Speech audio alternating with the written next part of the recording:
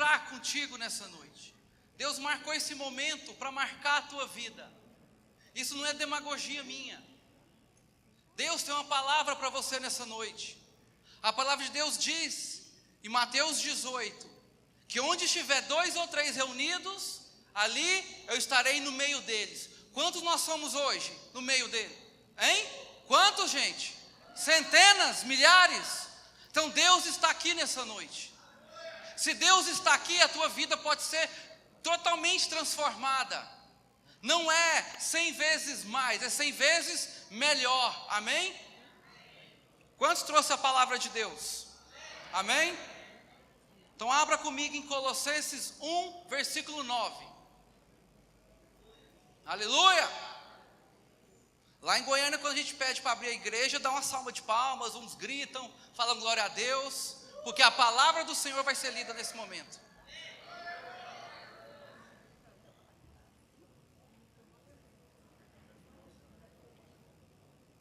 Diz assim, quantos achou? Amém?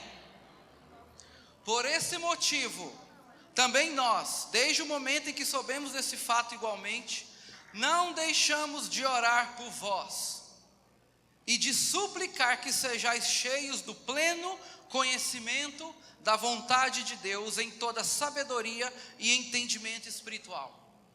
Amados, estou aqui para te desafiar nessa noite, para dizer que você tem um propósito em Deus. Deus não te trouxe nesse mundo apenas para você passar por ele. Para que você nascesse, o seu pai, no mínimo, tinha que ter 20 milhões de espermatozoides. Você sabia disso? Para fecundar um óvulo. O homem, para ser considerado fértil, ele tem que ter no mínimo 20 milhões de espermatozoides. E você está aqui nessa noite. Você venceu quantos milhões, amados, para estar aqui? E você acha que você não tem propósito em Deus? Eu quero nessa noite te levar, porque eu sou um legado, você é um legado. Amém? O dicionário diz que legado pode ser um familiar, um bem ou uma missão deixada para as gerações futuras. Ente querido, uma família, amados, a única coisa que você vai levar para a glória é a tua família. Você sabia disso? Então um bem não nos importa tanto assim. Importa para você ter uma vida boa na terra, mas para a salvação, a única coisa que importa é a tua família. Agora, uma missão, isso é um legado que nós temos que deixar. Você sabia que o mundo precisa de você? Você tem visto as redes sociais, os jornais, como o mundo está perdido? Sabe por quê? Hoje, a igreja tem se calado, e isso eu fico triste com isso. Hoje tem levantado uma geração, como se diz, né? Nutella e não raiz. E hoje eu quero te desafiar a dizer nessa noite que você está preparado, que você está pronto para cumprir o teu propósito aqui na terra. Amém? Amém. Eu quero te desafiar nessa noite.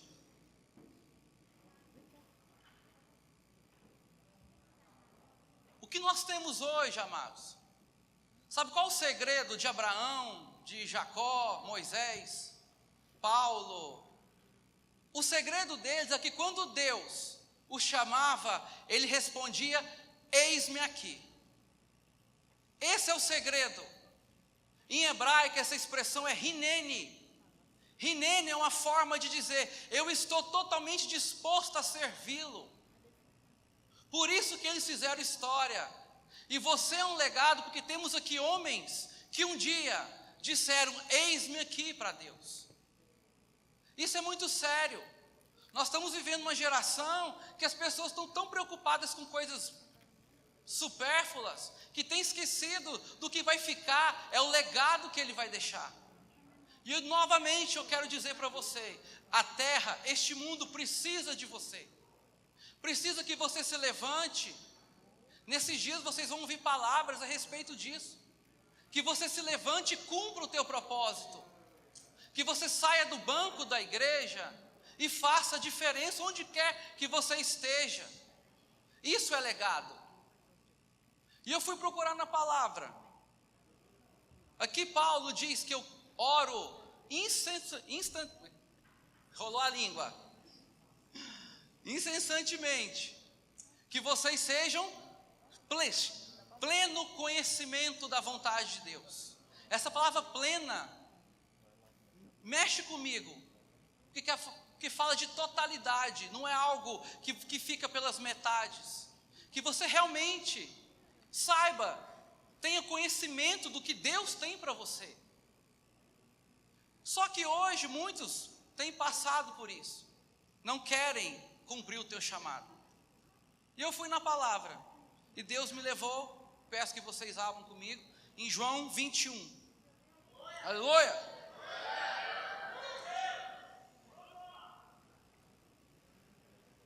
A partir do verso 2.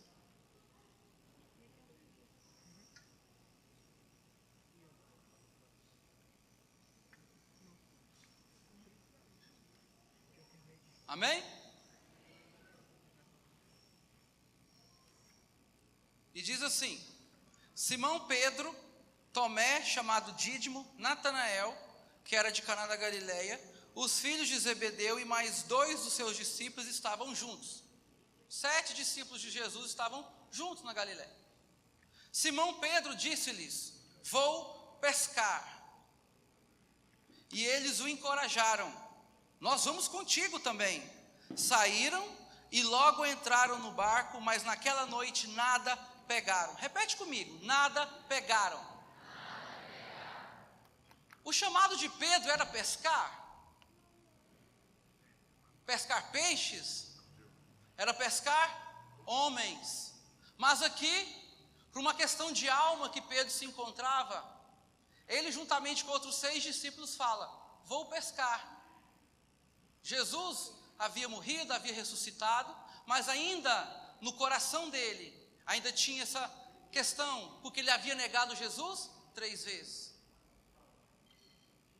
E ele simplesmente foge do propósito dele. Vamos ver o propósito de Pedro? Não precisa abrir comigo, vou ler para vocês. Em Mateus 4, 18 e 19, Jesus aparece na praia e o convoca a ser pescador de almas.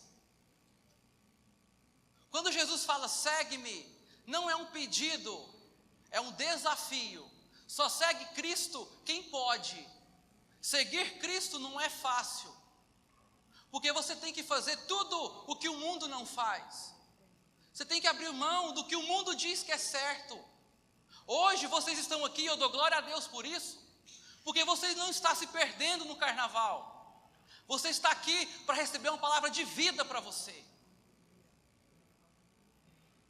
Em Mateus 10, Jesus envia os discípulos e diz assim: e à medida que seguirdes, pregai essa mensagem: o reino dos céus está a vosso alcance, curai enfermos, purificai leprosos, ressuscitai os mortos, expulsai demônios. Essa foi a convocação de Jesus para os discípulos, para Pedro e esses 6 que estavam com ele. Esse era o propósito de Pedro ali. Mas ele disse o quê? Eu vou pescar. Isso é tão sério, que Pedro, sendo um líder, ele influenciou todos a errar junto com ele. Amados, ser líder não quer dizer que vai fazer tudo certo. Ser líder quer dizer que vai levar as pessoas a ir com ele. Pedro fez o que não era chamado para fazer nesse momento. Amados, Deus o chamou para fazer algo melhor do que pescar peixe. Eu vi uma frase esses dias que eu achei linda. Pedro pescava um peixe, tirava o peixe da vida e trazia ele para a morte. Quando Jesus o convoca, Jesus o chama para tirar as pessoas da morte e trazer para a vida. Esse é o teu chamado. Amém? Esse é o teu chamado.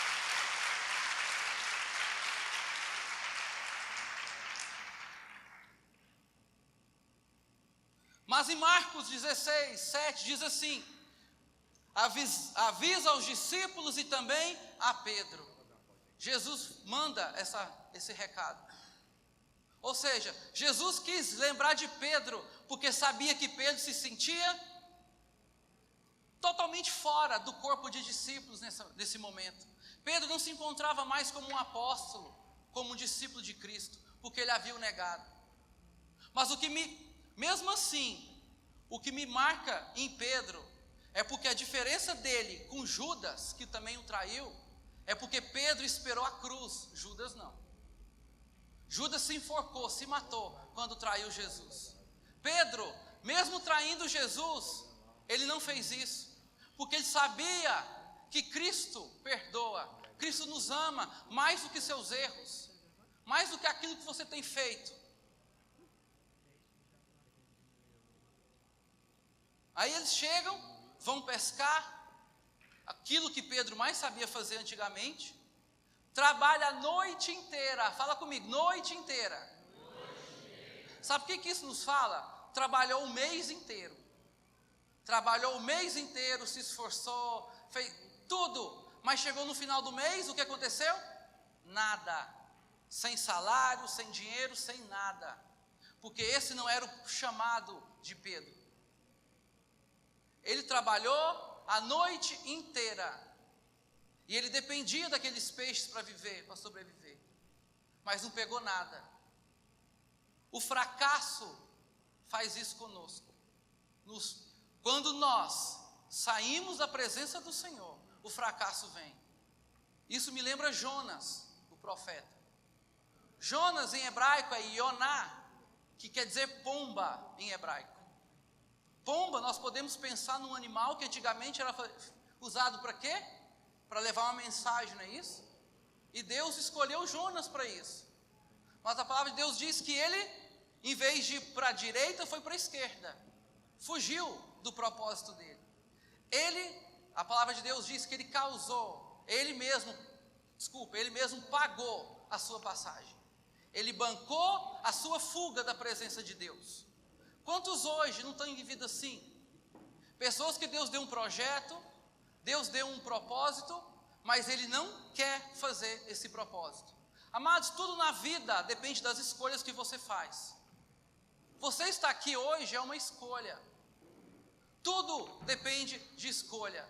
Cada escolha que você faz é uma semente que você planta e que um dia ela vai nascer, ela vai dar o seu fruto, seja para o bem ou para o mal. E Jonas pagou sua passagem para ir para Tarsis, que é totalmente oposto a Nínive. No meio do caminho, vocês sabem, o barco ia afundar, porque tinha alguém ali que não estava cumprindo o seu propósito. Quando uma pessoa não cumpre o seu propósito, ele leva outros consigo ao fracasso. Pedro levou mais 6 ao fracasso. Aqui Jonas estava levando toda uma embarcação ao fracasso. Mas quando ele se dispôs a ir para Nínive, quando ele entendeu que ele estava fugindo, Deus fez o quê? Mandou um peixe engoli-lo e levá-lo para Nínive. Ou seja, Deus pagou a passagem dele. Vocês sabiam disso? Deus, quando você se coloca no caminho, quando você se coloca no projeto, no propósito de Deus para a tua vida, Ele paga a tua passagem.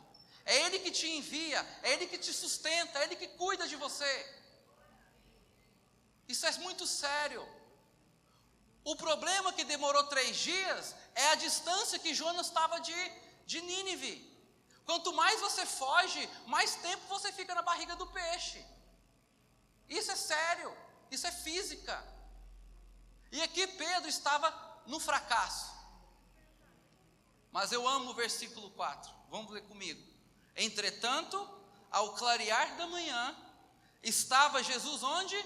Na praia. Jesus chegou na praia. Isso me leva lá, Salmos 30, versículo 5. O choro pode durar a noite inteira, mas a alegria vem pela manhã. A alegria é Cristo. Jesus disse: a minha paz eu te dou, a minha paz eu vos dou, não a do mundo. A minha alegria está em ti. Cristo é a nossa alegria. Só Ele para chegar na praia e transformar a noite em dia. E Cristo está aqui nessa noite. Quero que você, a partir de agora, esqueça o que está à sua volta e imagine esse quadro que nós vamos ler na palavra. Você e Cristo, porque Cristo chegou na tua vida agora, amém? Cristo chegou na praia agora. Versículo 5.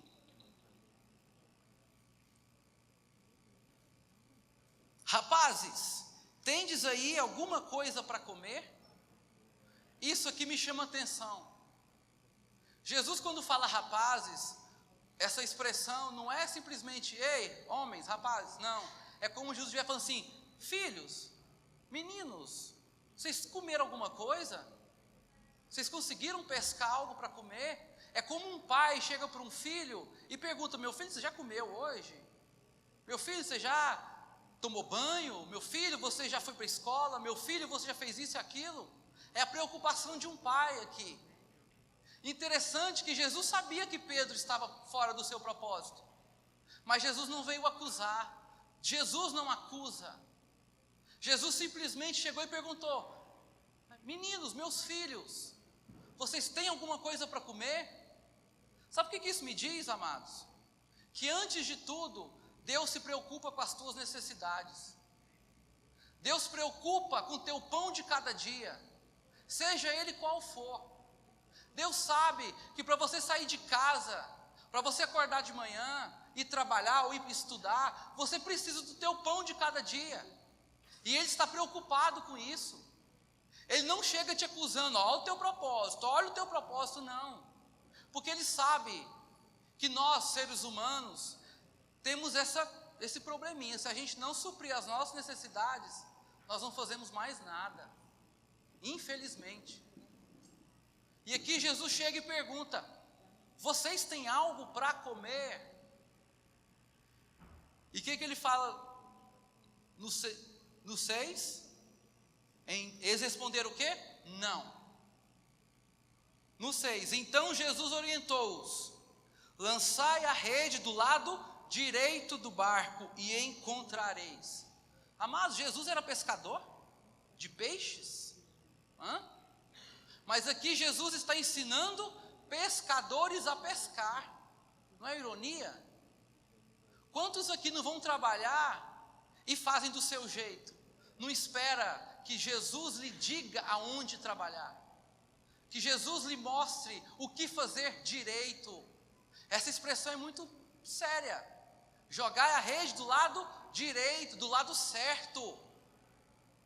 Vocês foram pescar e não pescaram direito, por isso que vocês não têm nada para comer.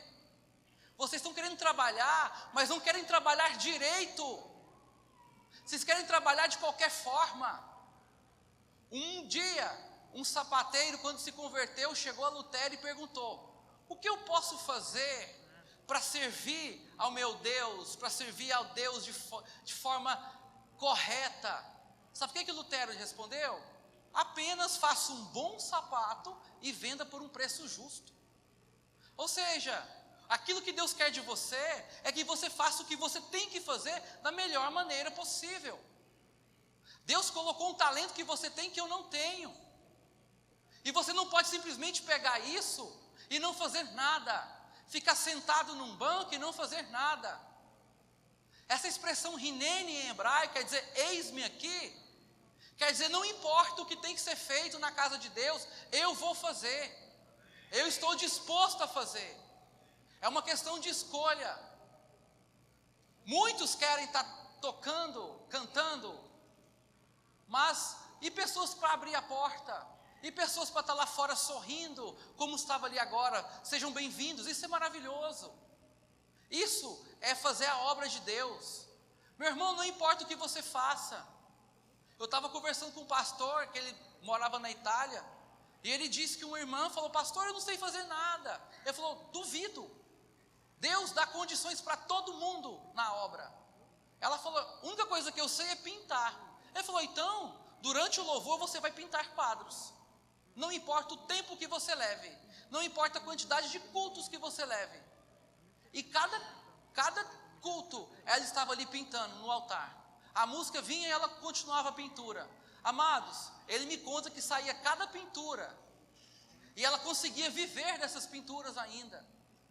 Ela estava adorando a Deus com aquilo que ela estava fazendo, que aquilo que Deus tinha ensinado ela a fazer.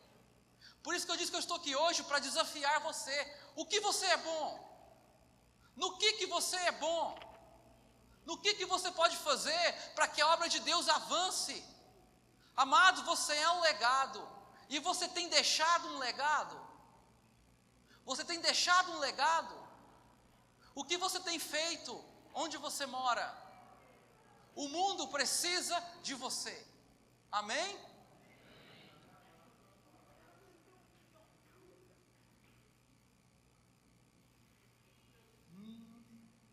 Versículo 12. Aí eles pegaram peixe, né? E Jesus os convidou: vinde e tomai vosso de jejum. E nenhum dos discípulos tinha coragem de indagar-lhe: quem és tu? Pois sabia que era o Senhor. Jesus aproximou-se, pegou o pão e deu a eles, tomou um peixe e fez o mesmo. Naquela manhã, Jesus os alimentou com pão e peixe. Para mim, amados, nada na palavra é simplesmente coincidência ou uma citação qualquer. Jesus os alimentou com pão e peixe. Eu tenho aprendido que quando fala de pão, fala de alimento, amém? E alimento para nós é qual? A palavra. Um dia, dando aula no seminário, eu perguntei para meus alunos: se o diabo aparecer para você e pregar a palavra, você se converteria a ele? Porque o diabo apareceu para Jesus e pregou a palavra. O diabo chegou para Jesus e disse: está escrito. E está escrito, amados. O que o diabo disse que estava escrito, realmente está escrito. O diabo conhece a palavra, ele conhece a Bíblia. Eu perguntei: se alguém aí na rua chegar para você pregando a Bíblia da forma dele, errada, você vai se converter a ele? Ou você vai ter argumentos para se defender? Jesus os alimentou da palavra. Nós precisamos estar cheios da palavra. Nós só podemos viver uma vida digna quando a palavra está em nós. Porque tudo que é errado chega, você sabe que está errado, porque a palavra te mostra que está errado. Amém? Isso é muito sério. E peixe fala de quê? De almas. Pedro, o teu propósito, Pedro, é pregar a palavra e ganhar almas. Esse é o teu propósito, Pedro. Eu estou te alimentando de pão e peixe, para que você saia daqui e vai ganhar almas. É para isso que nós estamos aqui hoje. E eu quero que vocês, nesses dias, tenham uma experiência de falar de Cristo para alguém nessa cidade. Essa cidade precisa de você. Sabia quantos jovens perdidos tem aqui? Desviados. Amados, eu sou daqui de Pires do Rio. Eu sou de Pires do Rio, eu sou dessa igreja. E eu sei a quantidade de jovens que estão desviados aí no mundão. E que Deus, nesses dias, abra uma oportunidade para que você fale do amor dele para essas pessoas. E que nós possamos ouvir testemunhos aqui nesses dias. Amém? É um desafio.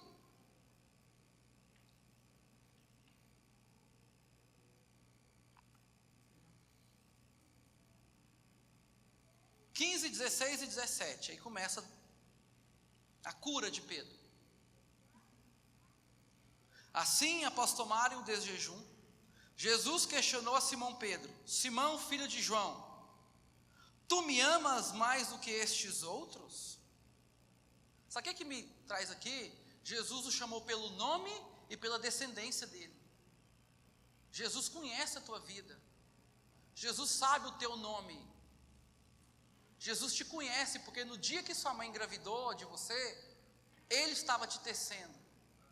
Ele estava dando um propósito para você naquele dia. Amado, você nunca mais vai esquecer essa palavra propósito, viu? Nunca mais. Que essa palavra fique martelando na sua cabeça a partir de hoje. Porque Deus te criou para um propósito.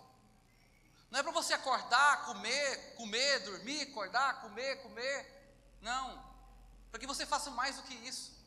Amém? E chamou ele pelo filho de João. Ou seja, eu sei tua história.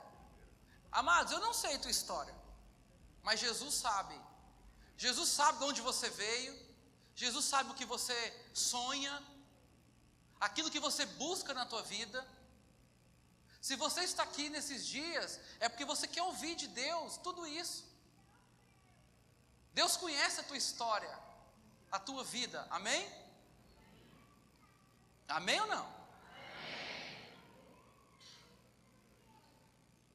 E respondeu-lhe Pedro: sim, Senhor, tu sabes que eu te amo. Jesus o encarregou: cuida dos meus cordeiros. Outra vez Jesus lhe perguntou: Simão, filho de João, tu me amas? Ele afirmou: sim, Senhor, tu sabes que eu te amo. Jesus lhe confiou: pastorei as minhas ovelhas. E pela terceira vez Jesus perguntou: Simão, filho de João, tu me amas? Pedro ficou angustiado por Jesus haver lhe perguntado pela terceira vez: tu me amas? E assegurou-lhe: Senhor, tu conheces todas as coisas e sabe que eu te amo. Comissionou Jesus: apacenta as minhas ovelhas. Amados, imagine você agora diante dessa fogueira. Jesus fez uma fogueira e perguntou 3 vezes para que aquela fogueira apagasse da memória de Pedro. Porque um dia, sentado numa fogueira, ele negou Jesus 3 vezes. E agora, sentado diante de uma fogueira, ele fala que ama Jesus 3 vezes. Porque nosso cérebro tem uma questão de janelas, que toda vez que Pedro lembrasse toda vez que Pedro visse uma fogueira, ele ia sair correndo, chorando. Se Jesus não viesse e feito isso, Jesus tinha perdido Pedro. E Jesus não quer isso. Jesus não quer te perder. Jesus não quer que você se perca. Jesus não quer que você perca o que Ele tem te dado, o propósito que Ele tem dado a você. E se Jesus estivesse aqui hoje, o que Ele ia responder para você? Você ia dizer: sim, Senhor, eu te amo. E Ele ia falar o que para você? Para Pedro foi: apacenta minhas ovelhas. Para você ia falar o quê? Estude bem, faça uma faculdade boa, sirva na minha casa, faça teatro, faça dança, louvor, fique na porta rindo para as pessoas. O que Deus ia falar para você? Imagina isso. Amados, aquilo que está no teu coração, aquilo que queima no teu coração, é Cristo falando para você agora. Eu sei que agora, muitos aqui estão com o coração queimando, dizendo: eu poderia fazer mais, eu poderia fazer aquilo ou isso. Porque Pedro só iria mostrar a Jesus que o amava se cumprisse o propósito dele. Você sabia disso? Por isso que Jesus falou: então Pedro, se tu me amas de verdade, então vai pastorear as ovelhas. Para de pescar peixe. Sai dessa praia. Sai daqui, Pedro, e vai pescar almas. É isso que Jesus está falando para Pedro. Se você me ama, por que você está aqui pescando peixe? Se você me ama, por que você não faz o que tem que fazer, Pedro? Vá pescar almas. Amém?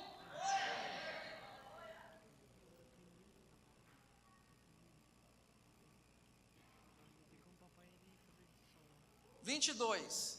Então Jesus respondeu: se eu desejar que ele fique vivo até que eu volte, o que te importa? Entretanto, quanto a ti, segue-me.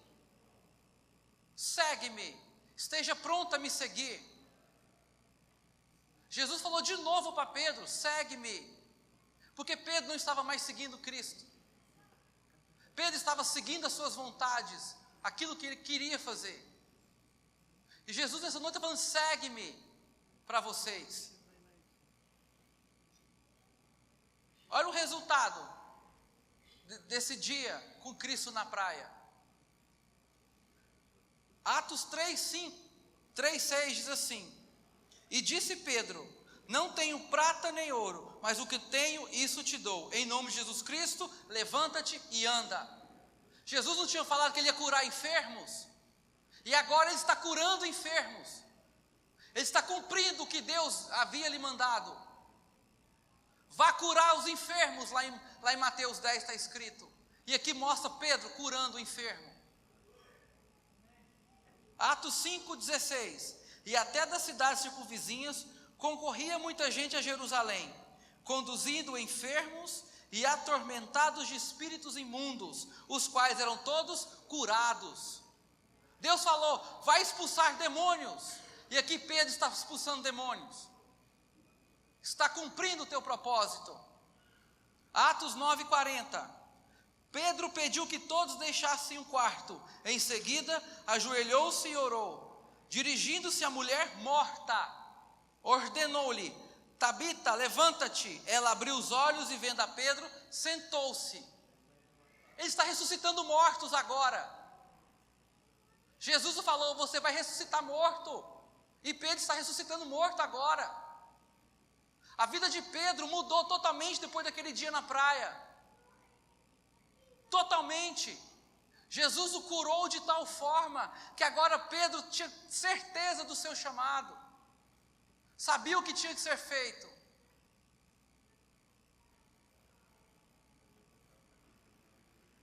E agora vamos voltar em Colossenses 1, 10 a 13. Vamos terminar aquele texto que iniciamos.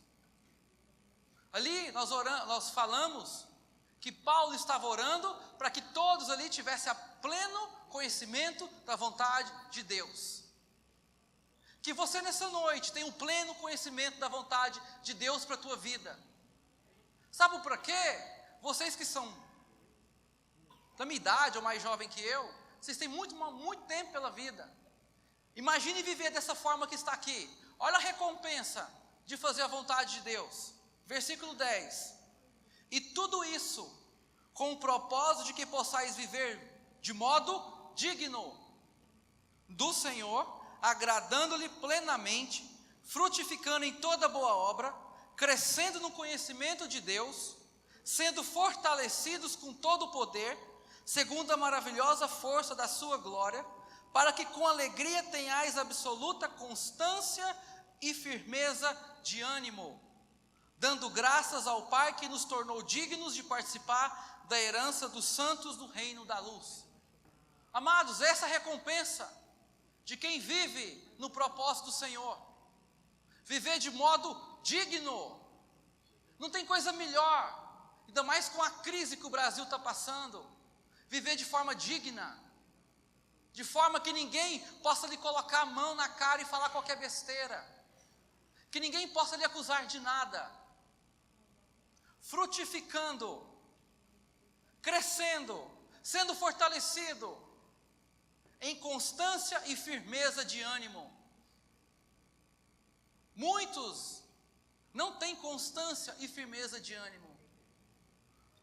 Cada dia está de um jeito, alto, baixo, alto, baixo. Porque não está vivendo aquilo que Deus tem para ele. Não está fazendo aquilo que Deus o chamou para fazer. E nessa noite, eu gostaria de convidar aqui comigo Casa de Adoração da Igreja de Cristo Rocha Viva, vai estar aqui comigo agora.